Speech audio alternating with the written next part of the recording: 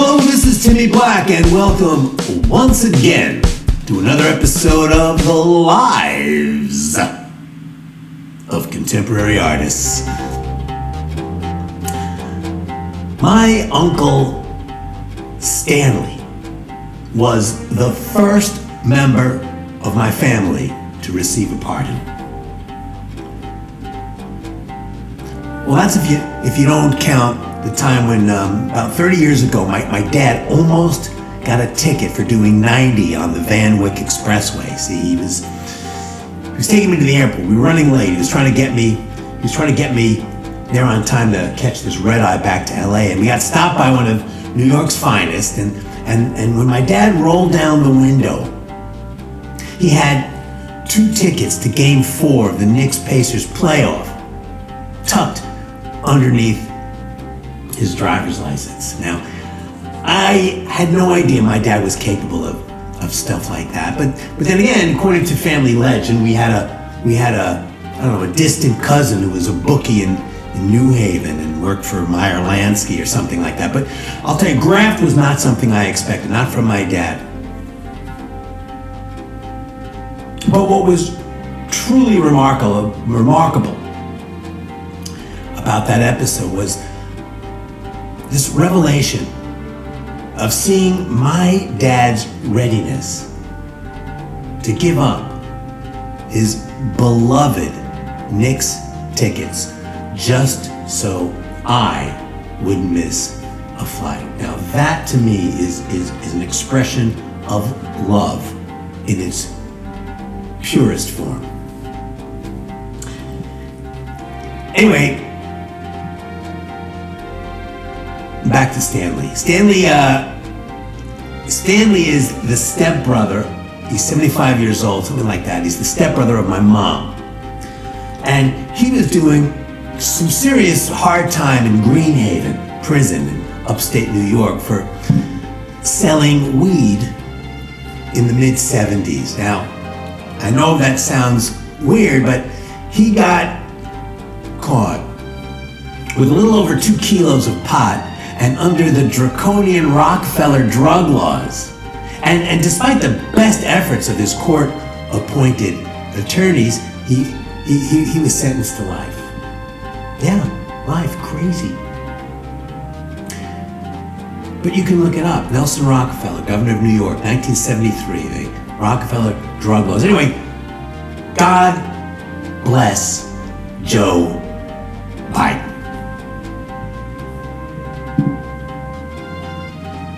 Because Stanley right now is a free man, pardoned by the ex-president on the last day of his term. God bless him. Now, as unbelievable as that sounds,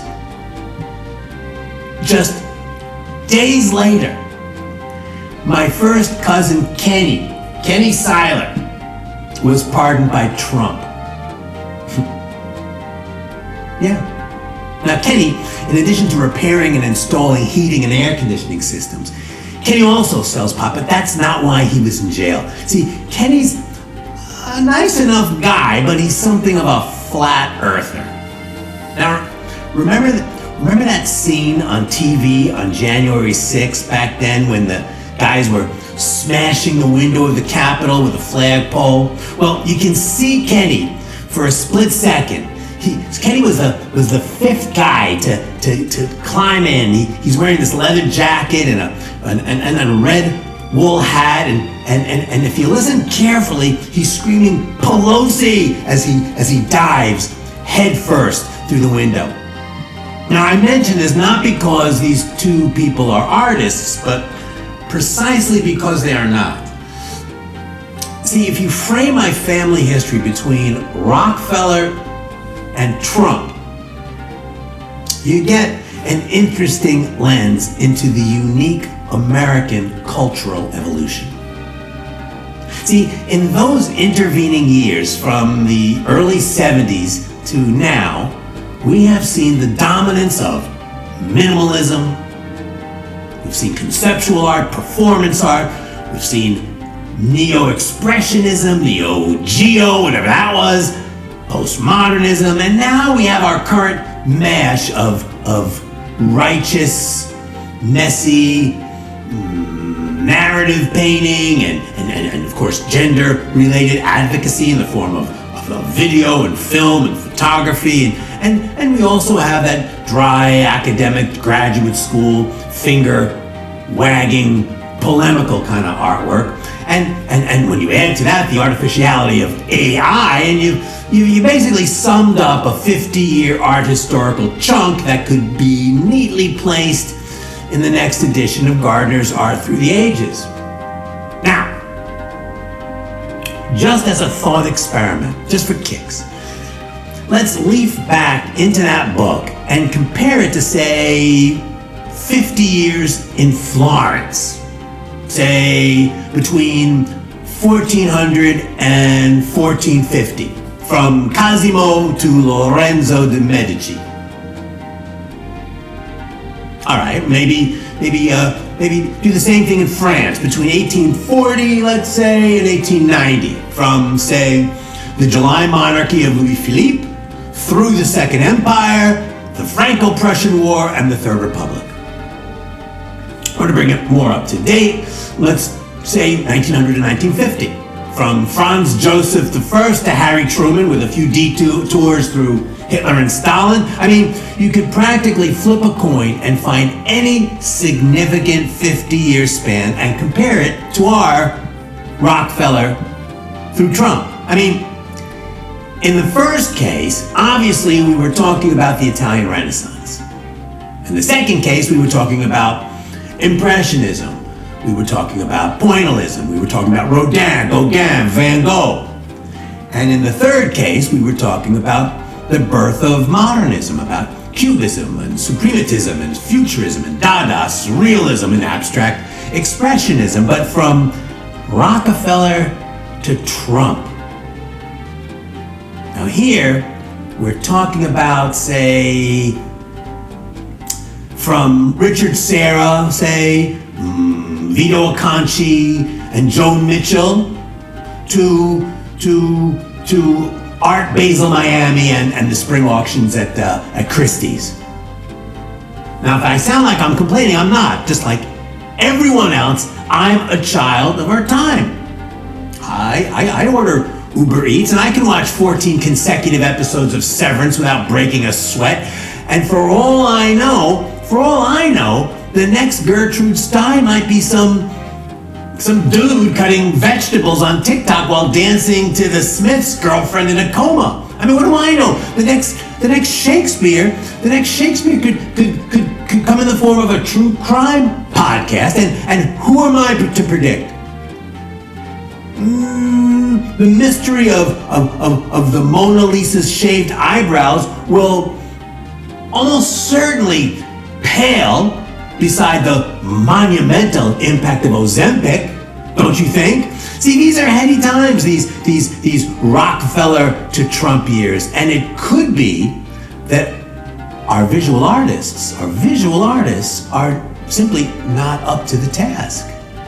See, our current crop of artists, with their blunt, you could say toothless, well-intentioned baubles, earnestly produced with one eye on Art Dubai and the other eye on the next Whitney Biennial, are simply no match for the recently paroled.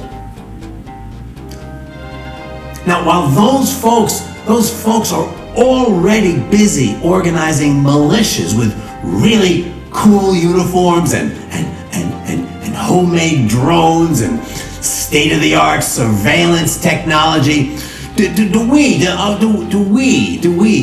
have an answer to that? While we continue to run around looking for galleries, looking for collectors, looking for teaching jobs within a 50-mile radius of a major blue city, can we design a vision or a set of aesthetic principles that are powerfully appropriate for our times? Maybe our contemporary equivalent to the Bauhaus is maybe an electric car shaped like a tank with headlights that could burn a hole in your retina. I don't know. Rockefeller to Trump. Rockefeller to Trump. Who knows? Who knows an era that started with locking up pot dealers and ending up with the resurgence of polio may very well be seen in a generation to come as a golden age, or at least the good old days. I don't know, but I do know this: we gotta get our game up. That's all I can tell you. We can only do the best we can. Now, Tristan Tzar, God bless him, couldn't prevent World War II, but at least his conscience was clear. These tech bro quizzling oligarchs have shamelessly demonstrated that money follows power. But if the creative community continues to obediently follow the money, our vanity, our ambition, our insecurity will simply render meaningless the lives of contemporary artists.